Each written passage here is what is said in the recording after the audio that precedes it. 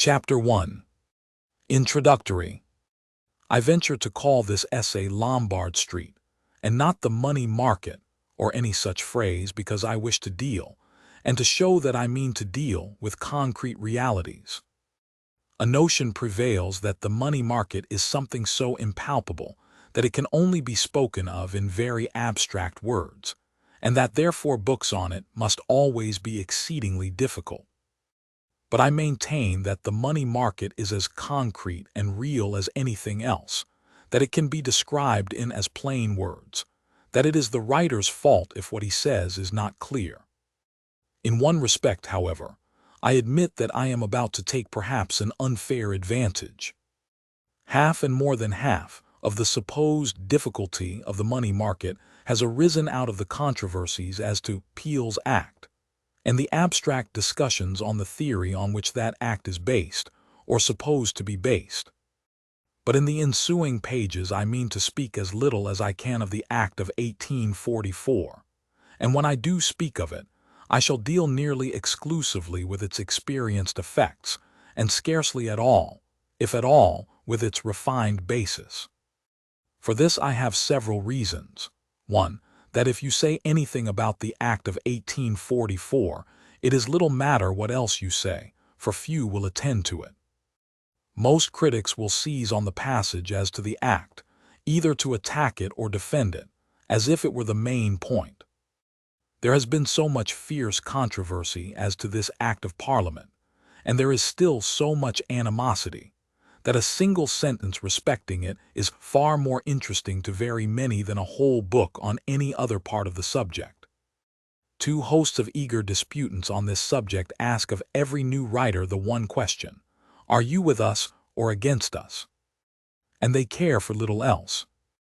Of course, if the Act of 1844 really were, as is commonly thought, the primum mobile of the English money market, the source of all good according to some, and the source of all harm according to others, the extreme irritation excited by an opinion on it would be no reason for not giving a free opinion.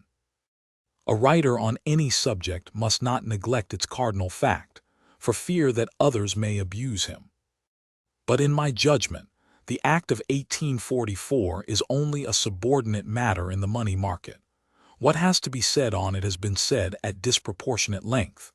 The phenomena connected with it have been magnified into greater relative importance than they at all deserve.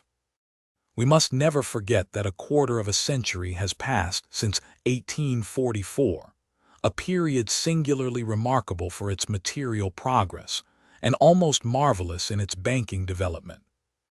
Even therefore, if the facts so much referred to in 1844 had the importance then ascribed to them, and I believe that in some respects they were even then overstated, there would be nothing surprising in finding that in a new world new phenomena had arisen which now are larger and stronger. In my opinion, this is the truth.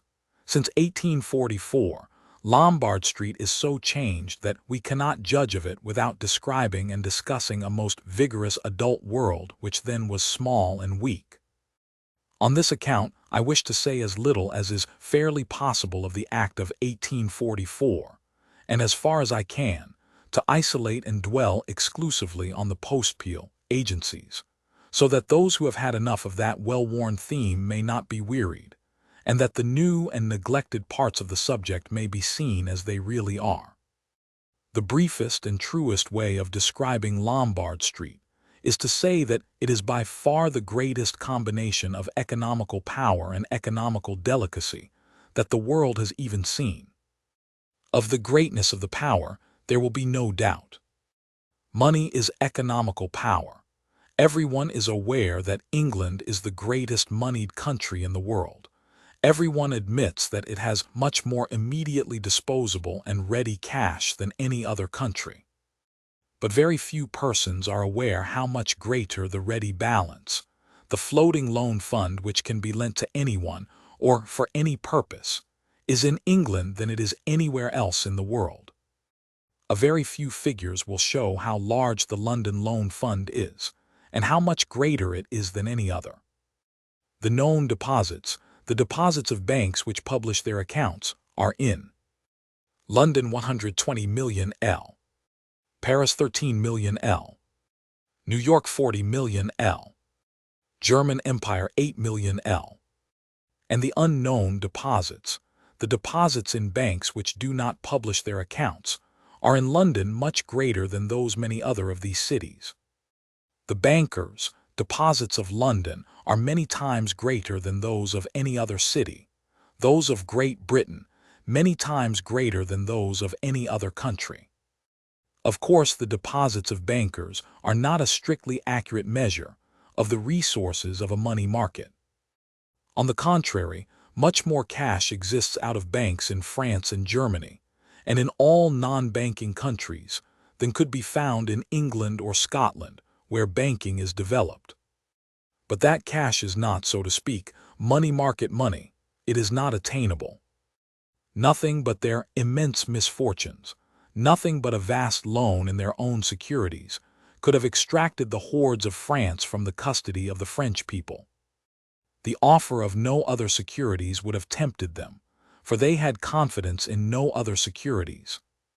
For all other purposes, the money hoarded was useless and might as well not have been hoarded. But the English money is borrowable money. Our people are bolder in dealing with their money than any continental nation, and even if they were not bolder, the mere fact that their money is deposited in a bank makes it far more obtainable. $1 million in the hands of a single banker is a great power. He can at once lend it where he will, and borrowers can come to him, because they know or believe that he has it. But the same sum scattered in tens and fifties through a whole nation is no power at all. No one knows where to find it or whom to ask for it. Concentration of money in banks, though not the sole cause, is the principal cause which has made the money market of England so exceedingly rich, so much beyond that of other countries. The effect is seen constantly. We are asked to lend and do lend vast sums, which it would be impossible to obtain elsewhere. It is sometimes said that any foreign country can borrow in Lombard Street at a price. Some countries can borrow much cheaper than others, but all, it is said, can have some money if they choose to pay enough for it. Perhaps this is an exaggeration, but confined, as of course it was meant to be, to civilized governments, it is not much of an exaggeration. There are very few civilized governments that could not borrow considerable sums of us if they choose, and most of them seem more and more likely to choose. If any nation wants even to make a railway, especially at all a poor nation, it is sure to come to this country, to the country of banks, for the money. It is true that English bankers are not themselves very great lenders to foreign states. But they are great lenders to those who lend. They advance on foreign stocks, as the phrase is, with a margin. That is, they find 80% of the money, and the nominal lender finds the rest. And it is in this way that vast works are achieved with English aid, which, but for that aid, would never have been planned. In domestic enterprises, it is the same. We have entirely lost the idea that any undertaking likely to pay, and seen to be likely, can perish for want of money. Yet no idea was more familiar to our ancestors, or is more common now in most countries. A citizen of London in Queen Elizabeth's time could not have imagined our state of mind. He would have thought that it was of no use inventing railways, for you would not have been able to collect the capital with which to make them. At this moment, in colonies and all rude countries, there is no large sum of transferable money. There is no fund from which you can borrow, and out of which you can make immense works. Taking the world as a whole, either now or in the past, it is certain that in poor states there is no spare money for new and great undertakings, and that in most rich states the money is too scattered, and clings too close to the hands of the owners, to be often obtainable in large quantities for new purposes.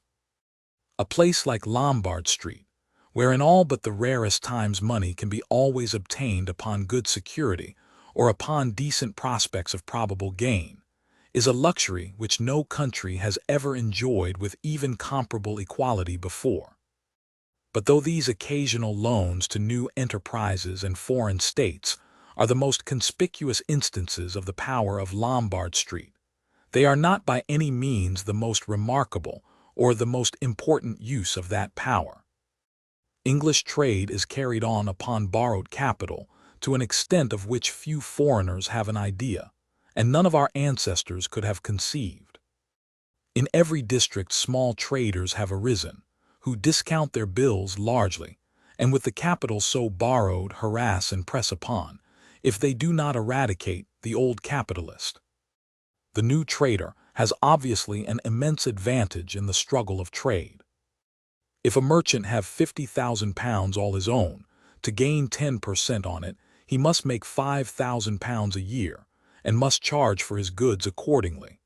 But if another has only £10,000 and borrows £40,000 by discounts, he has the same capital of £50,000 to use, and can sell much cheaper. If the rate at which he borrows be 5%, he will have to pay £2,000 a year. And if, like the old trader, he make £5,000 a year, he will still, after paying his interest, obtain £3,000 a year, or 30%, on his own £10,000, as most merchants are content with much less than 30%.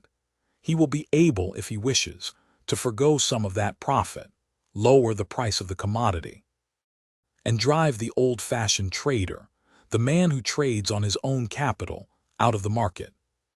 In modern English business, owing to the certainty of obtaining loans on discount of bills or otherwise at a moderate rate of interest, there is a steady bounty on trading with borrowed capital, and a constant discouragement to confine yourself solely or mainly to your own capital.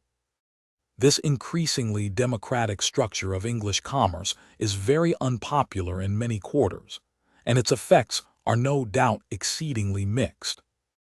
On the one hand, it prevents the long duration of great families of merchant princes, such as those of Venice and Genoa, who inherited nice cultivation as well as great wealth, and who, to some extent, combined the tastes of an aristocracy with the insight and verve of men of business.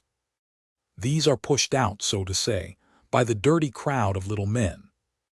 After a generation or two, they retire into idle luxury.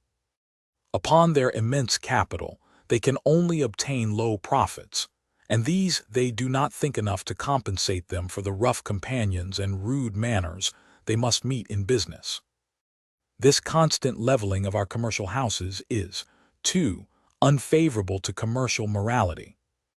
Great firms, with a reputation which they have received from the past, and which they wish to transmit to the future, cannot be guilty of small frauds.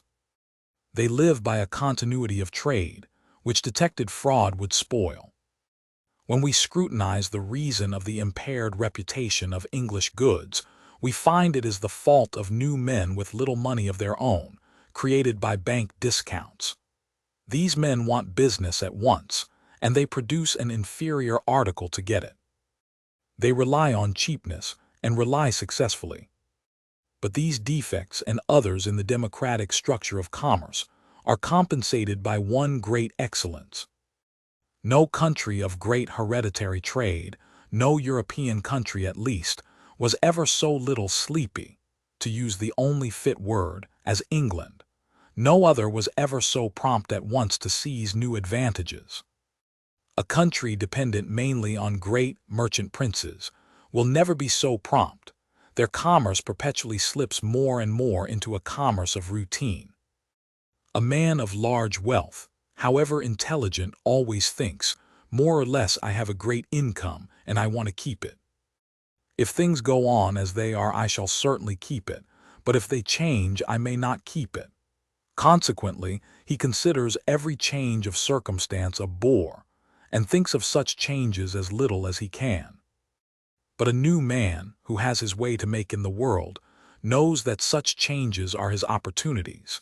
He is always on the lookout for them, and always heeds them when he finds them.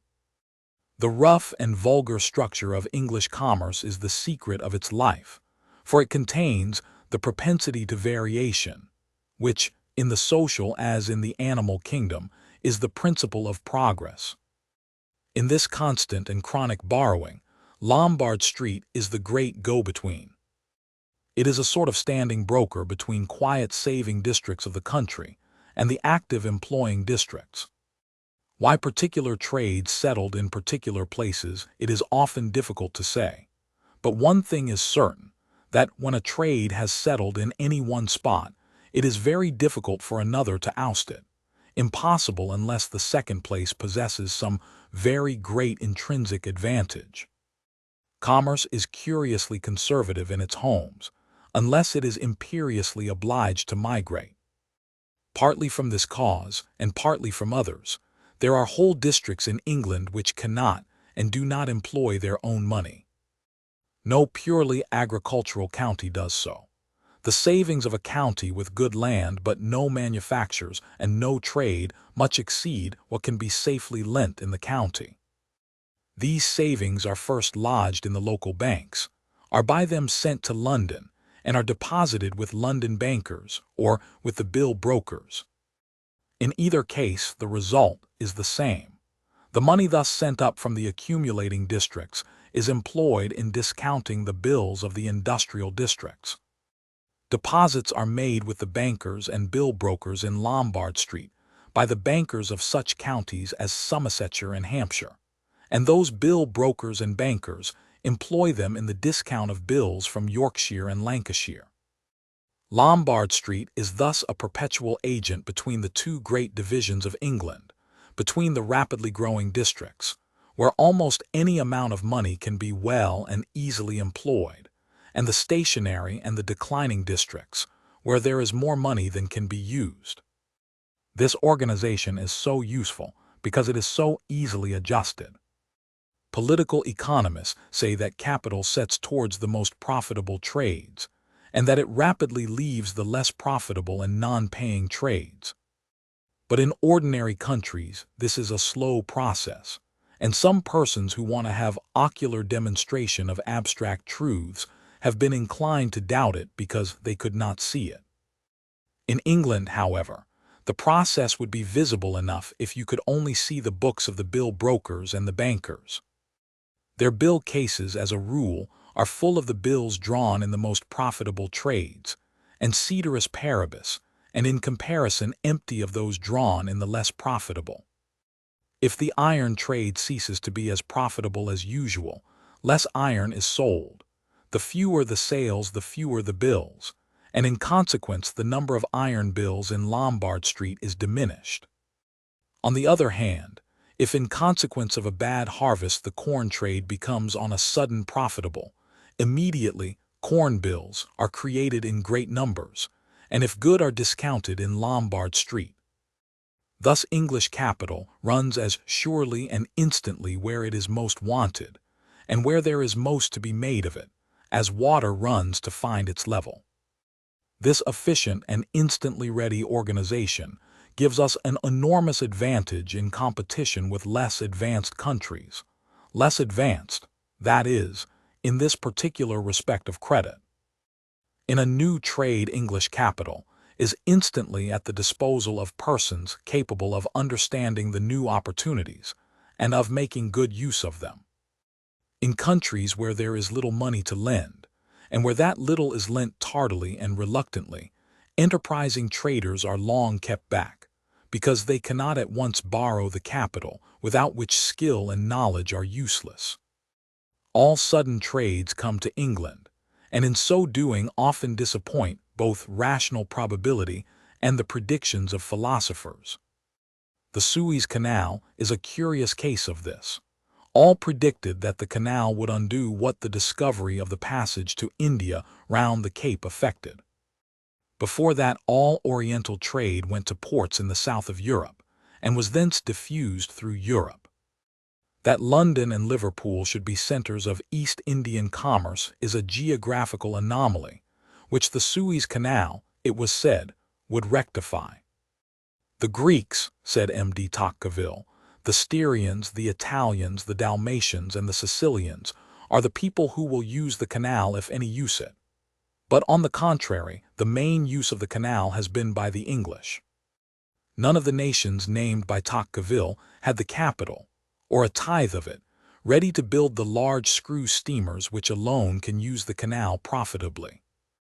Ultimately, these plausible predictions may or may not be right, but as yet they have been quite wrong, not because England has rich people. There are wealthy people in all countries, but because she possesses an unequaled fund of floating money, which will help in a moment any merchant who sees a great prospect of new profit. And not only does this unconscious organization of capital, to use a continental phrase, make the English specially quick in comparison with their neighbors on the continent at seizing on novel mercantile opportunities, but it makes them likely also to retain any trade on which they have once regularly fastened. Mr. Macculloch, following Ricardo, used to teach that all old nations had a special aptitude for trades in which much capital is required. The interest of capital having been reduced in such countries, he argued, by the necessity of continually resorting to inferior soils, they can undersell countries where profit is high in all trades needing great capital.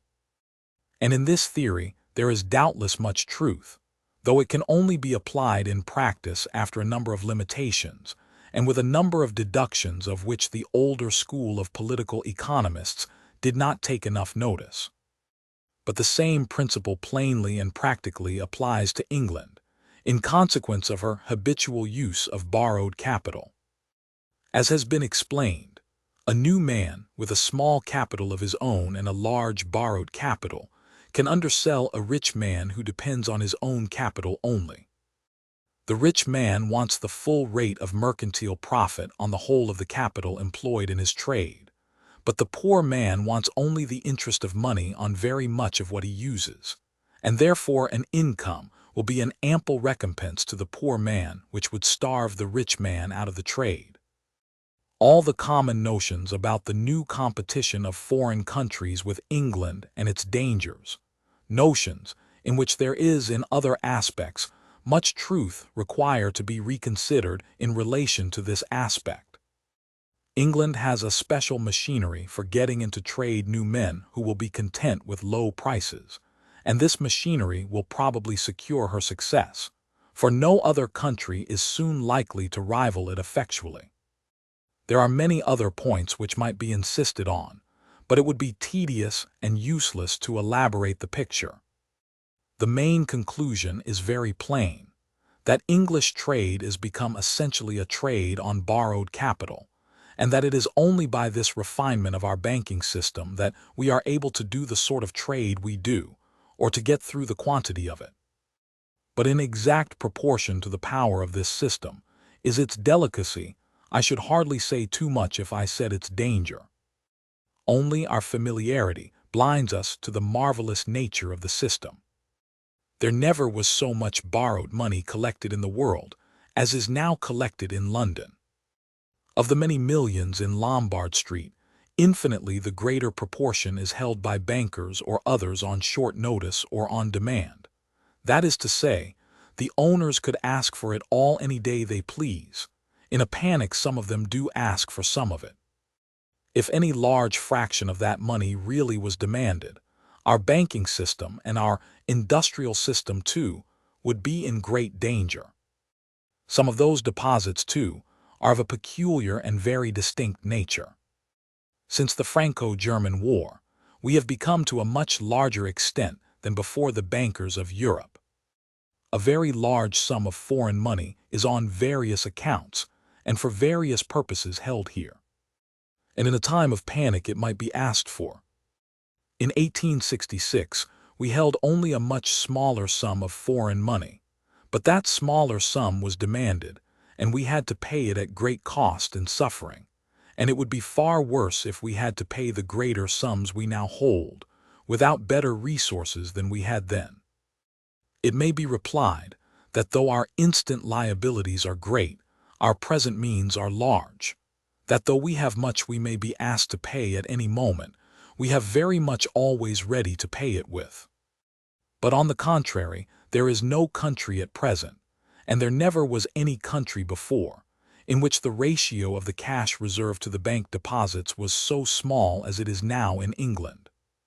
So far from our being able to rely on the proportional magnitude of our cash in hand, the amount of that cash is so exceedingly small that a bystander almost trembles when he compares its minuteness with the immensity of the credit which rests upon it. Again, it may be said that we need not be alarmed at the magnitude of our credit system or at its refinement, for that we have learned by experience the way of controlling it and always manage it with discretion. But we do not always manage it with discretion. There is the astounding instance of Overend, Gurney, and Co. to the contrary. 10 years ago that house stood next to the Bank of England in the city of London. It was better known abroad than any similar firm known, perhaps better than any purely English firm. The partners had great estates, which had mostly been made in the business. They still derived an immense income from it. Yet in 6 years they lost all their own wealth, sold the business to the company, and then lost a large part of the company's capital. And these losses were made in a manner so reckless and so foolish that one would think a child who had lent money in the city of London would have lent it better. After this example, we must not confide too surely in long-established credit or in firmly rooted traditions of business. We must examine the system on which these great masses of money are manipulated and assure ourselves that it is safe and right. But it is not easy to rouse men of business to the task. They let the tide of business float before them. They make money or strive to do so while it passes, and they are unwilling to think where it is going. Even the great collapse of Overend's, though it caused a panic, is beginning to be forgotten. Most men of business think, anyhow this system will probably last my time. It has gone on a long time and is likely to go on still. But the exact point is that it has not gone on a long time. The collection of these immense sums in one place and in few hands is perfectly new. In 1844, the liabilities of the 4 great London joint stock banks were £10,637,000. They now are more than £60 million. The private deposits of the Bank of England then were £9 million. They now are £8 million there was in throughout the country, but a fraction of the vast deposit business which now exists. We cannot appeal, therefore, to experience to prove the safety of our system as it now is, for the present magnitude of that system is entirely new.